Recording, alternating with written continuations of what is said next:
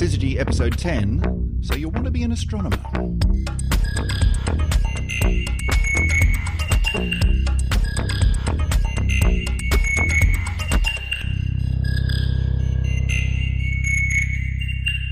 Welcome back to another episode of Syzygy. In fact, not just any episode of Syzygy. They said we'd never make it. This is episode 10. Woo! Cue fireworks and explosions and those little party popper things. Balloons. I knew I should have brought party Cake. poppers. That would have been great. Brought cake, or at least brownie. Does that Yum. count? Yeah, it's a very good brownie. Fantastic. Right. It is episode 10. Ooh. You know, a couple of months ago, we started this little project and we did episode 1, and that was exciting. And now we've made it to episode 10, and this is exciting. And I'm wondering, Emily Brunsden, joining me on the microphone, as ever, from the University of York. I'm wondering, Emily, whether, is this a power of 10 thing? Like, Yeah, do we get to celebrate like every 10, or do we have to wait for 100 and then 1,000 and then 10,000 episodes of Syzygy before we get to have another brownie? Well, as much as I do really love logarithmic scales, I think going for the hundreds of millions of episodes might be slightly ambitious, even for us. So, yes, episode 10, that's very exciting. We thought on this particular episode that we would talk a little bit, we'd go a bit meta, because we've been talking about lots of astronomical things. But in this one, we wanted to talk about astronomers and what it's like to be an astronomer, and We're real people. how you get to become astronomers. You know, astronomers aren't... Well, there's this sort of mental image that I think your average pundit on the street might have of an astronomer, which is someone out on a cold, dark night peering through the eyepiece of a telescope. And that may once have been true, but we're going back a very long time when peering through the eyepiece of a telescope was what defined astronomy. Nowadays, it's completely different. And in fact, it's anything but that. So we thought we'd spend a little bit of time today talking about, well, ourselves, because that's always fun. And in particular, Emily, your journey into astronomy and my journey into science, though I'm not an astronomer. I have been a scientist and I hang out with scientists, so that's fun. But we also thought we'd talk a bit about how you get into astronomy and what are the different avenues for getting involved with and enjoying this wide field of study of the universe. So Why don't we start with, Emily, you? How did you get here? Right, we're sitting in your office here at the University of York. You are an astronomer. I am, yes. You're an actual bona fide. It's on your card and everything. So, what's your story? How'd you get here? Well, I was not... So you get really lovely stories from astronomers of things that inspired them from incredibly young ages, and some of them are just beautiful. My story starts a little bit later, actually, probably in my teens, and I call myself a little bit of child of the Hubble Space Telescope. Right, okay. So if we cast our minds back to the mid-90s, then Hubble was releasing its first sort of images. They were these glorious pictures of gas clouds with star clusters. The colours were amazing. They were just some of the most beautiful pieces of artwork I've ever seen. And Hubble was quite an amazing jump in astronomy, wasn't it? Because it was it the first major space telescope? Yes, definitely. And so it's, you know, the reason for putting a telescope in space is because you don't have the atmosphere to peer through, and the atmosphere gets in the way of telescopes. You know, it blurs things out, it makes things wobble around. You have to do a lot of work to get rid of that. Or, thought the astronomers, we could just put a big telescope in space. And so that's what they did. And Hubble was the first big one of those. And the results were extraordinary. Totally out of this world, if you like. And Hubble changed the way people thought about astronomy as well, because Hubble was accessible to everybody, and still is actually accessible to even school groups, individuals who want to use Hubble for their, just a interest and look at interesting things. One of the really interesting things that I think about Hubble, I mean, you're right. These images they're iconic now. Some of the most well-known images of space now are Hubble Space Telescope images. But astronomy and the Hubble Space Telescope is not typically used for research purposes for just taking pretty pickies of the sky. That's not how astronomy works. But it does have that double side of it that, look, we can look really closely at this bit of sky and perform research by doing really, really precise measurements in all sorts of different ways. But we can also just open the camera and have a look and get these incredible images that are, as you say, so accessible to the planet. And just beautiful. And I remember looking at those images. There's one in particular called The Pillars of Creation. And I was looking at that and I can remember thinking, those colours are amazing. Why is there a red bit of colour over there? Why is there a blue colour over there? Actually, what is that black stuff over there? Why are there stars here? So I wanted to know more about why do we have these beautiful things in the universe? Which is, I mean, that's a fairly common, I think, response from people who get into science and get into astronomy, is that triggering of that question, which is, that's amazing. Why? And that came for you from Hubble Space Telescope pictures. Yes, definitely. Yeah. Cool. So how old were you? I was in my mid-teens, so I was at that sort of point of deciding what subjects I needed to study. I was pretty good at most of my subjects. I wasn't amazing at any, and I wasn't terrible at any, so I kind of had just some difficult choices to make when I was in secondary school. I knew I liked science. I thought I liked biology, but in fact, the day before my fifth form started, which was the GCSE equivalent for the UK, I actually changed out of biology and I changed into physics, because I thought, well, if I'm going to learn more about this astrophysics business, well, the clue is in the title a little bit there. If it's astrophysics, I might need some physics here. Yeah, you might need to go and pay attention to that for a bit. Cool. So where did you end up at university? So I'm from New Zealand, so I was obviously in New Zealand at the time, and in New Zealand there's pretty much only one university that does an astronomy degree. There's sort of a bit more now options, but pretty much University of Canterbury was the place to go. They have an observatory, they have a program in astronomy. So for me, that decision wasn't so difficult. That was a pretty easy one. It's either there or overseas. Yeah. And if you're going to go overseas from New Zealand, it's pretty much the rest of the world. Yeah, and I'd been overseas actually in between my secondary school and going to university. So I kind of wanted to go back and start my studies back in home, if you like. So yeah, I did that. I did an undergraduate degree in astronomy and physics. I did a BSc, Bachelor of Science, then moved into with an honours year on the end of it, where you do a kind of a project. And then after that, I sort of thought, well, I needed a bit of a break. So I went and did a teaching diploma or degree, became a qualified secondary teacher. And at about this time, I actually heard that my supervisor for my undergraduate project had got a lot of funding. And I thought, well, maybe this is a good time to continue my own studies. And so I wrote her an email and said, look, I've heard you got some funding. Do you fancy having a PhD student? She wrote back and said, yep. And so that was it. Easiest job offer you've ever had. It was pretty easy. I have to admit, I've been very, very fortunate. But that being said, I mean, there's PhD positions are often advertised, very, very widely, so that lots of people have an opportunity to access them. Was it a difficult choice between the school teaching? I mean, you're obviously lecturing here at the university now, so you are still teaching, very much so. But was it a difficult choice between, I want to go and continue doing some research, I'm not done with that, but I've also been training to become a school teacher? It's actually, they're very complementary in a traditional academic setting. So say my day-to-day job here at the university is I lecture to students anywhere from their first year up into their final year projects. And so the teaching component of my job is very, very strong. In fact, I'm a teaching-focused academic. So I knew that doing some secondary teaching would never be useless if I wanted to carry on in academia. And it has been very, very useful, actually, going forward. So, no, it wasn't a difficult decision. I knew that was maybe converging to get me in the same place. So you got the PhD, you wrote a letter and said, can I have one? And they said yes. And then you did the work. Yes, yeah. So, 3 years? 3 years. Just over 3.5 years, yeah. It was pretty hard. It was an amazing time. Some of my favourite times as a student was as a PhD student.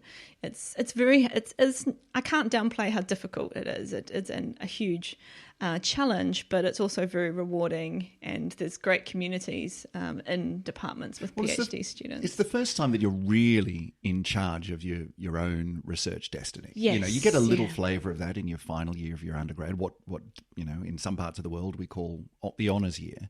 But it's not really, that's maybe sort of 6 months worth of work in a highly guided environment, whereas the PhD tends to be a lot more, there's this project, it might work. Go and see what you can make of it. And that's up to you. And it's 3 years worth of learning, it's an apprenticeship, learning how to do the thing that is ultimately perhaps going to become your career. Exactly, yeah. And there's a wonderful shift over the course of a PhD, which I noticed when I did mine, and I see now in my students as well, is that you start off very guided. So your supervisor is saying, well, why don't you think about this? Or have you tried doing this? And, they're giving you kind of these directions. And then there's a transition where you end up in your meeting saying, well, I looked at this, and this, and I found this. And they just, they step back and it's suddenly become your thing. It's your research. It's your project. Well, and you're the expert. Yeah. At some point, even if it's just in an incredibly tight, narrow bit of the field, you know more than anyone else in the room.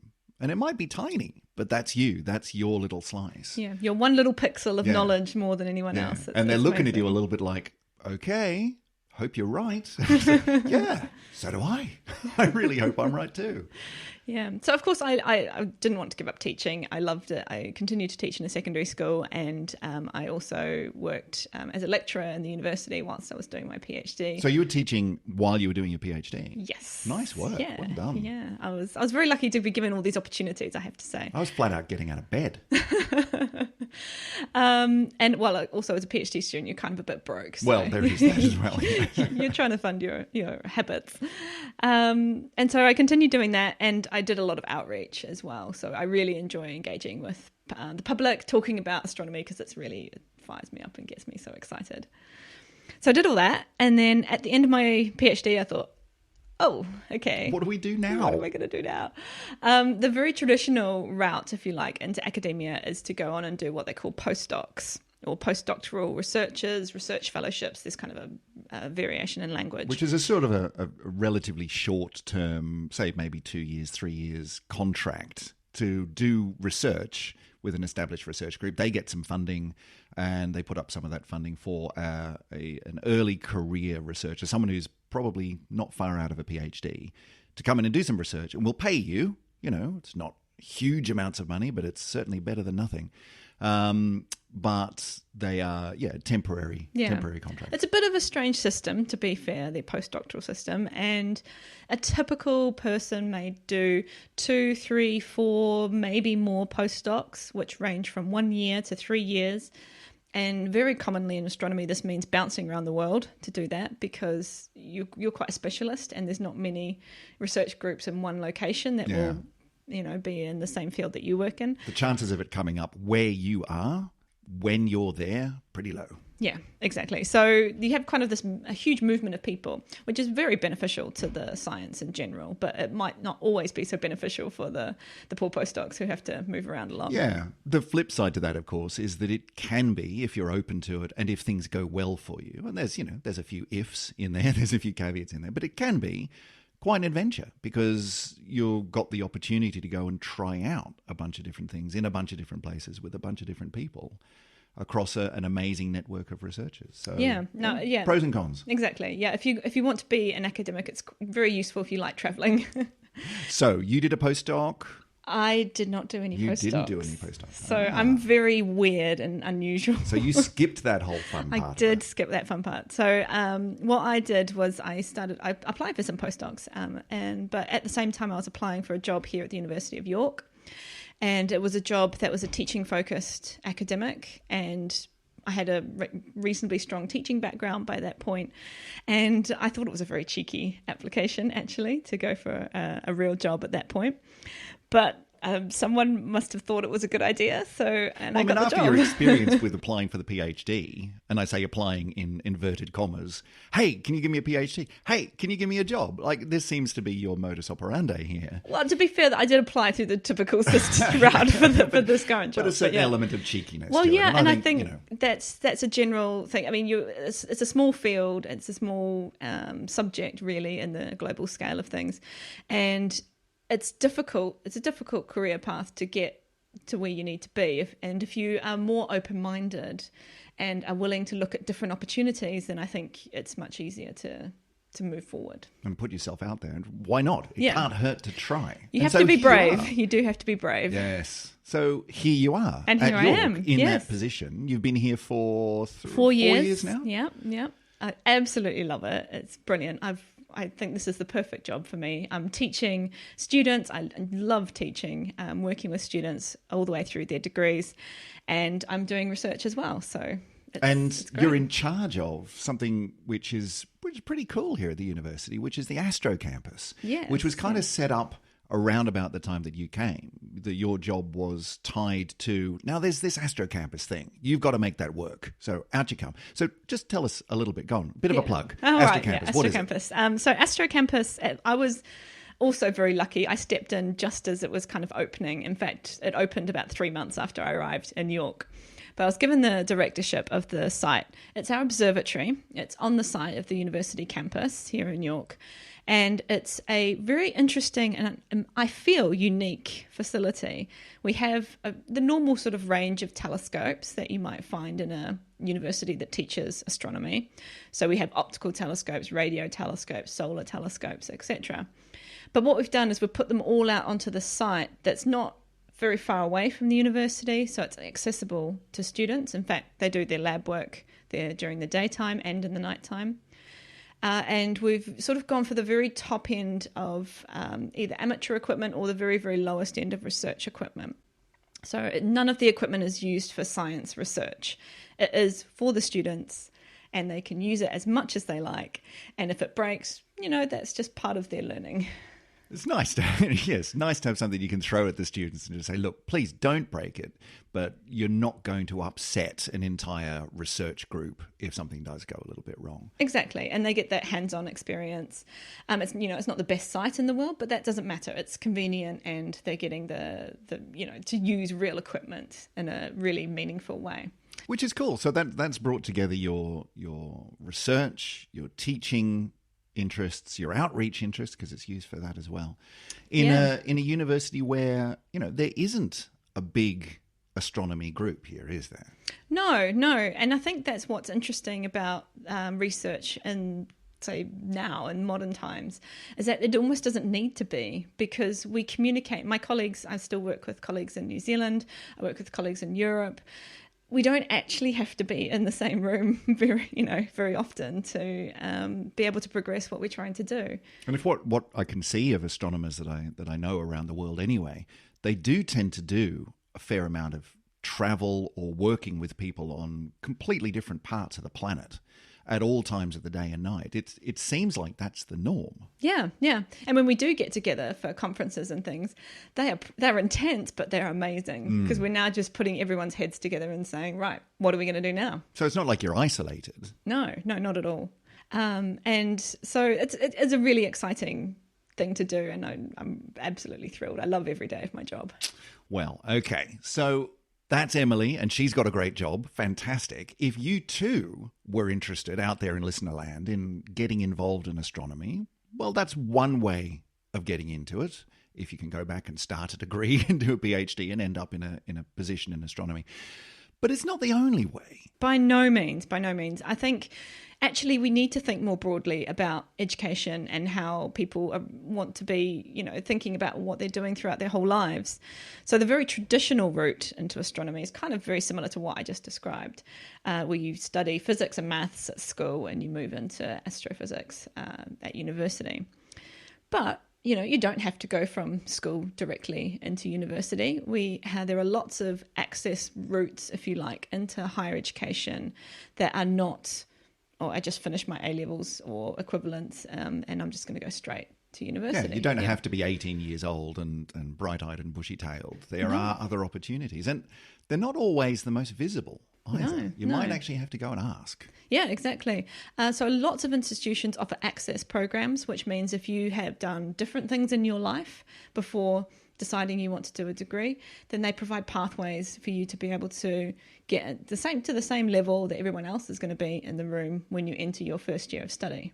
So, for example, at the University of York, we offer a foundation year program that provides the physics and maths that you need to carry on into either astrophysics or our general physics programs. Yeah, and most universities will have something similar. Yeah, there's lots of them, and some of them are online as well, so you can actually do them at your own pace and your own time as well. So there's lots of opportunities. It's also worth pointing out that, you know, if you think about traditional astronomy, and, you know, as I said back at the beginning, it's not looking through the eyepiece of a telescope anymore. Research in astronomy and astrophysics and cosmology and so on brings in so many different fields that it's almost impossible to list them all. You know, I think almost anything is actually useful. Yeah. It's just a different context for the sort of thing you might be doing. So, you know, some of the largest research organizations or research collaborations on the planet are around some of, you know, the enormous new telescopes that are coming online or already online or going to be coming online in the next 5 years or so. Some of these are huge projects across many, many countries worth of collaborations. And yes, they need people who have done higher degrees and have established research careers in astrophysics. Absolutely. But they also need people who are really, really good with IT, who can work with enormous amounts of data that are being pulled in or are going to be pulled in off these telescopes. It needs people who, not necessarily even working with data, who can actually figure out how to put together the next generation of computing equipment that we don't yet know what it's going to look like in order to be able to deal with this stuff. We need project managers. We need people who can actually get out there and fix stuff with tools and little electronic meters that says, oh, this is why telescope number 612 isn't working, you know? It's an incredibly diverse field. We need science communicators who are going to help us explain to everybody else why we're spending their money, their tax money, on these really hugely important projects. So I guess the point is that you can get involved in modern astronomy from all sorts of different angles. You don't have to go to university and study astronomy. You can be really good in a bunch of different fields and keep your eyes open for job advertisements or you know, when they put out to tender and contract and so on for all sorts of interesting projects that are all over the world. There's all sorts of stuff going on and there are ways to get into it. Yeah. And I often get asked from people, so what use is a physics or an astronomy degree going to be at the end of it? So yes, you can be an astronomer, but that sounds like a very limited set of jobs, and it's true, there's not a huge number of to be fair, it is people a limited like me. set of jobs. Yeah.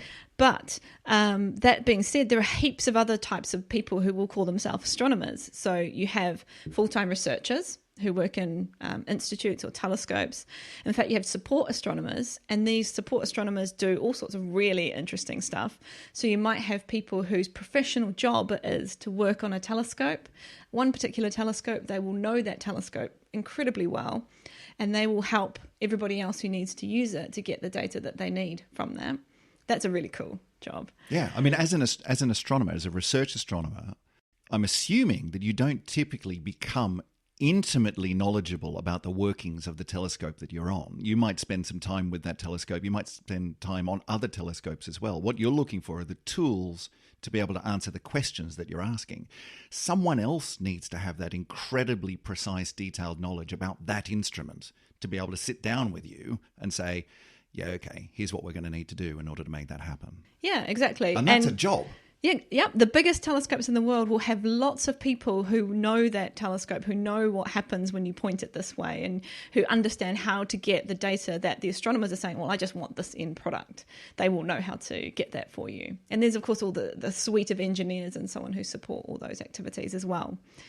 You also have data scientist astronomers. So these are people who maybe don't physically go and work on a hands-on telescope, but are looking at data, big data. Right, we're getting more and more data than we can even possibly handle in some cases. Well, I mean, we've done a couple of stories about this on the podcast already, where data that we found in the past, maybe even going back a couple of decades, has suddenly become, we should go back and look at that because there might be, there might be ice plumes on a distant planet in the solar system that we can find out about.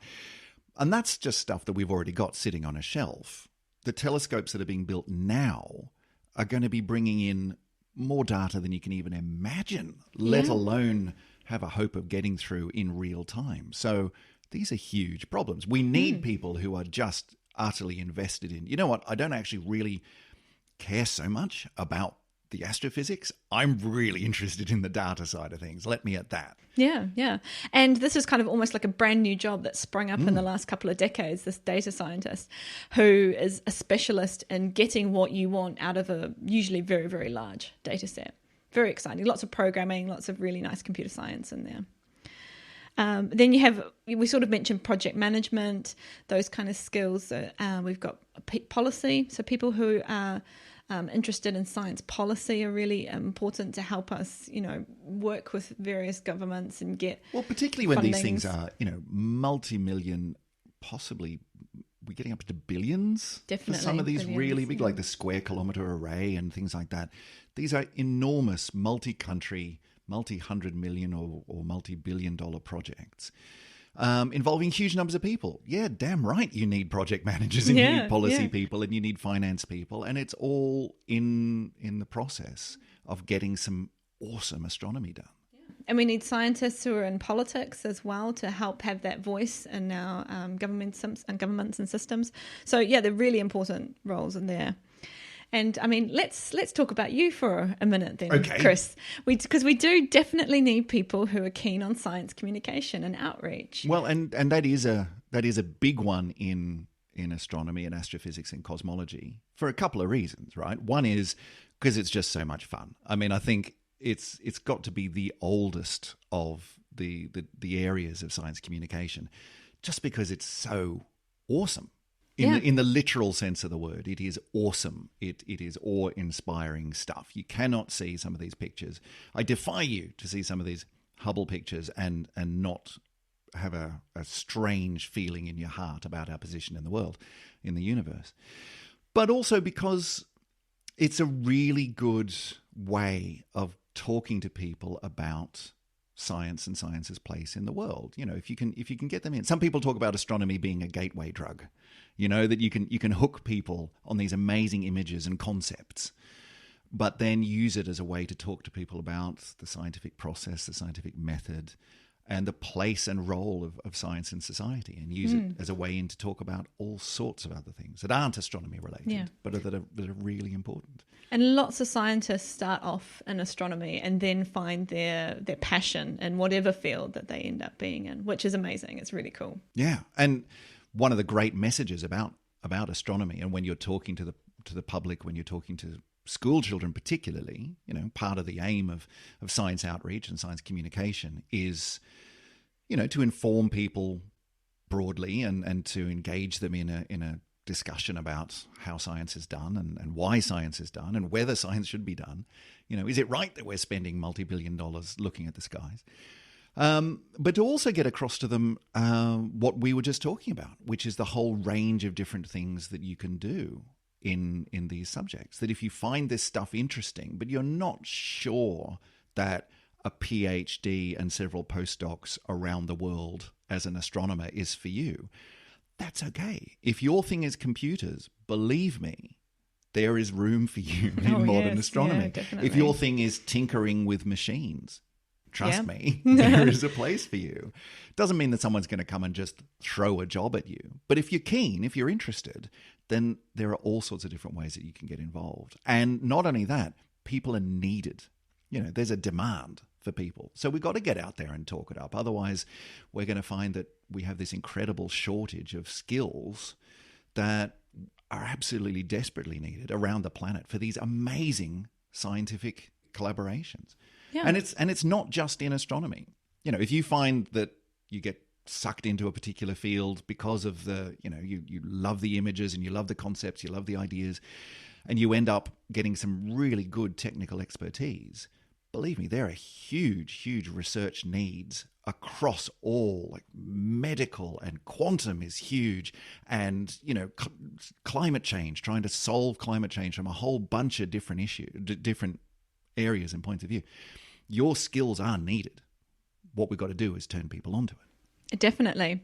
And actually, it's broader than that. And it's not just about doing astronomy or even science for a job. That you can do science as a hobby as well. And that's what makes it so fun as well. You can do it at part-time. And astronomy is one of those ones where, it's very difficult to do modern quantum physics as a hobby, right? That's really hard. It was always pretty hard, but at least, 100 years ago, you had a fighting chance of doing an experiment with, light going through very narrow slits and stuff like that you could show quantum effects and go, But there's no way that you could sit down now and put together an experiment at home or in your back shed as a hobbyist that would have any impact on modern quantum information theory, for example. But astronomy, amateur astronomy, is still a really, really, really big thing. Yeah. And part of that is because there's so much to look at, and part of it is because there's so much data that needs to be explored. Exactly, yeah. So we have huge numbers of amateur astronomers who contribute to real science just by using their own hobby telescopes to look at really interesting objects. So what sort of stuff? But variable stars are a really big part of amateur astronomy and always have been. They're sort of one of the classic fields in astronomy.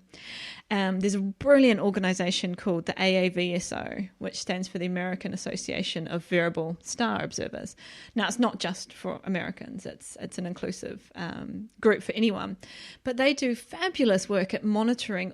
Basically, if a star or anything that's in the sky is going to change over time, then they're looking at it, and it's great. And there's data that goes back tens of years in these systems and their databases that I still use for projects for my students today. And every once in a while you hear about amateur astronomers who, turn up a new comet, things of that nature. New supernovae. New supernova, that's a huge one. Having this network of people around the world who are gazing at the skies, even though there are big telescopes that are capable of outclassing anything that an amateur astronomer has got in their backyard or in their back shed or on the back of their truck, they are only able to point at certain parts of the sky at periods of time. If you have a blanket network across the world of people who are just doing it because they love it, you're going to find stuff. Yeah, exactly. And it's a brilliant community. I really, really enjoy the amateur astronomy community. And boy, do they know their stuff about telescopes. My goodness, yeah. You'd get in some great conversations there. The other one is citizen science, which I think is a really interesting area of modern science. And this is where, you don't even need a telescope. In fact, most people taking part in citizen science projects don't have any background in other amateur astronomy. But these are things like Galaxy Zoo and so on, where these surveys of the night sky, trying to find out information and get data and, for example, classify types of galaxies. And you've got huge amounts of data on millions upon millions of objects that need looking at. That literally need looking at. There are some jobs computers just can't do. Yeah, or they need to learn to do. A computer developing the artificial intelligence to be able to distinguish one type of galaxy from another needs to learn from us, which means that we need to do that work first. We need to be able to say, this is a barred spiral galaxy and this is not. And someone's got to do that on the thousands upon thousands upon thousands of images that are coming out of telescopes. So there are citizen science projects that you could get involved with now to go out and start doing actual research. Doesn't mean you're going to be an author on the paper, sorry, but you are actually playing an important role in your choosing of these various different things through the program that you can download onto your PC at home. Yeah, and there's lots of these citizen science projects across lots of different disciplines now in science as well. They've been enormously successful. And I love that the public are, people are engaged in this process and wanting to help. Yeah, I mean, you can do it with everything from, identifying different types of galaxies through to what were the birds in your backyard this morning, or have you got a hedgehog under the woodpile in the backyard. Yeah. And it's all really important science. It sounds trivial at that level, but when you put all the data together from all of the people around the world, then that's real.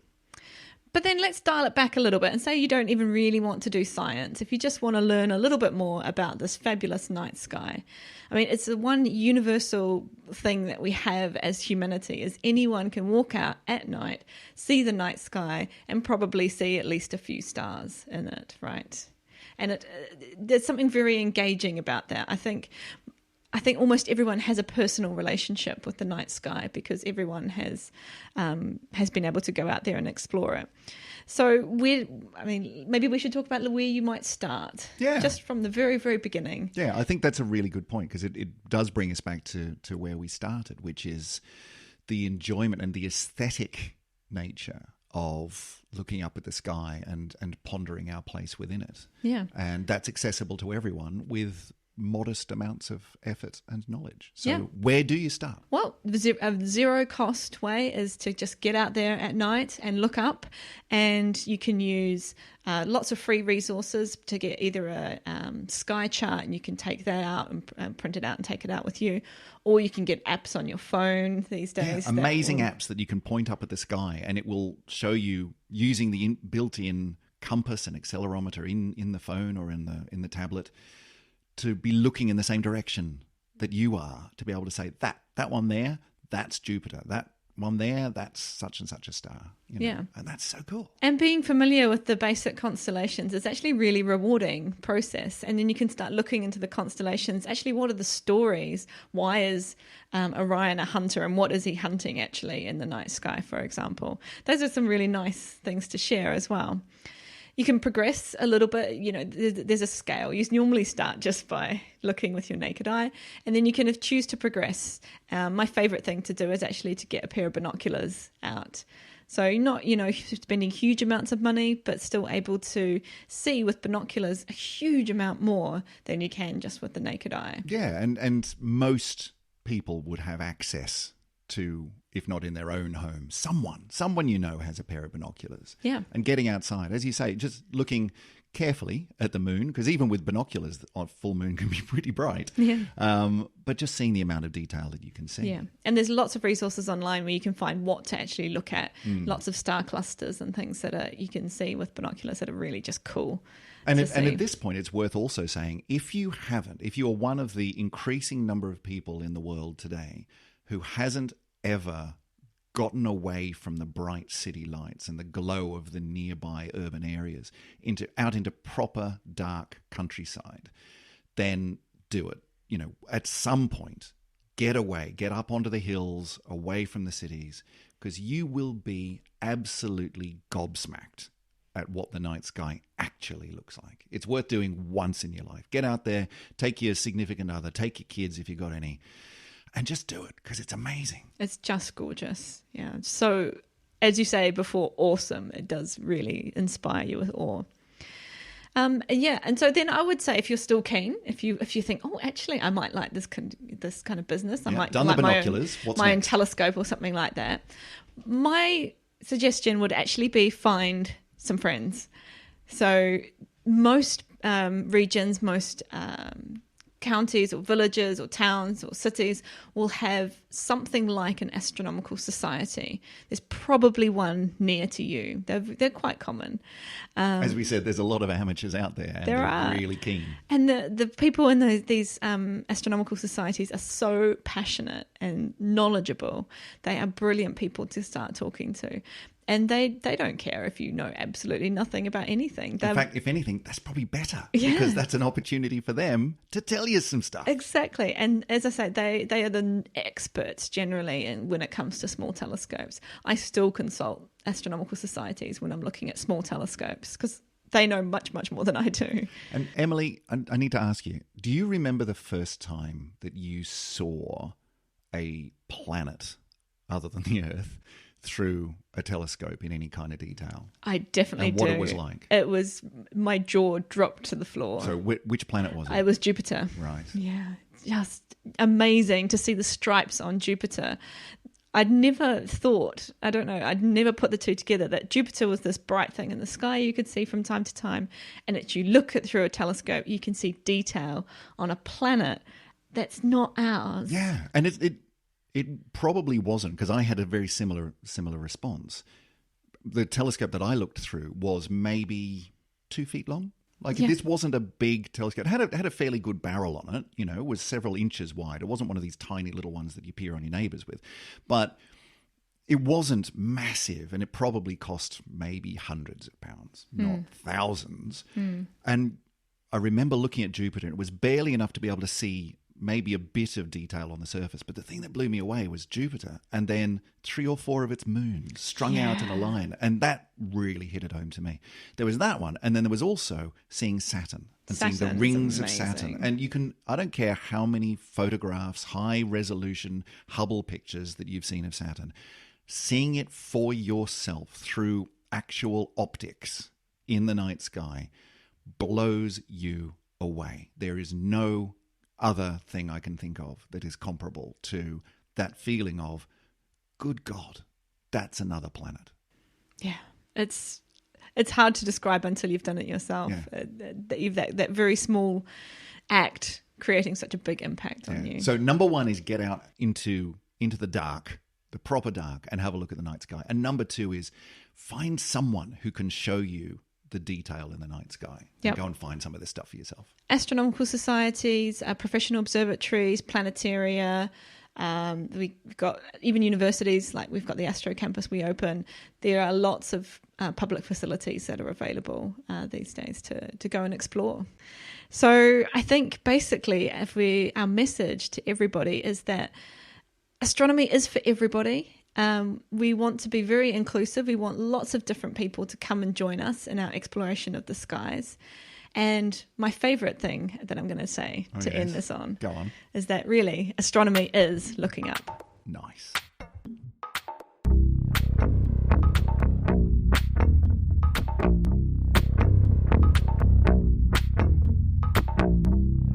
Well, that brings us to the end of episode 10 of Syzygy. They said it wouldn't last, and here we are, episode 10. 10 episodes in. How does it feel, Emily? I'm really excited, actually. It's good, isn't it? It's lovely. It's lovely to know people are listening. Yeah. It kind of feels like we're hitting our stride. And we do know people are listening because we've had some reviews on Apple Podcasts. A couple of lovely people have gone and left some reviews and, counted out 5 stars to give us. And that's really, really nice. And as I say each week, it is really nice, not just for our own egos, although that's important, but also because it helps other people to find us. And if there was one message out of this show that we wanted you to take away, it was that this stuff is for everyone, and we want to spread the message as far as we can that astronomy is awesome and you really should get involved. So if you've enjoyed... Thank you very much, everyone. Yeah, huge thanks. And if you want to help us out, then go to your podcast directory of choice, whether that's iTunes, Apple, whether it's on Stitcher Radio, whatever it might be. Find the way to leave us a little review and tell us what you think. You can also get in touch with us in other ways as well. If you want to send us a question or a comment, how else can they get in touch, Emily? Yeah, I absolutely love questions. So you can contact us through Twitter. So we're at Syzygy Pod. That's SYZYGY Pod. And of course through our website, syzygy.fm. That's we right. have a lovely little form you can fill out, which will send us a wee email, and we can look at your next question in the next episode. That's right. We've had a couple of listener questions in the first 10 episodes. I think it would be really awesome if we get to the point where we have a listener question every episode. I think that'd be a great way to start every time. But, we'll work our way up to that one. In the meantime, thank you all very much for listening.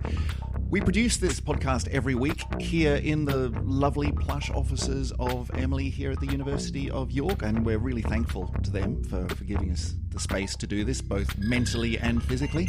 My name is Chris Stewart. I've been talking to Emily Brunsden for the last 10 episodes, and we're going to be back again for episode number 11 next week, where we're going to be talking about black holes. Black holes. But in the meantime, just get out there and look up. Yes, do.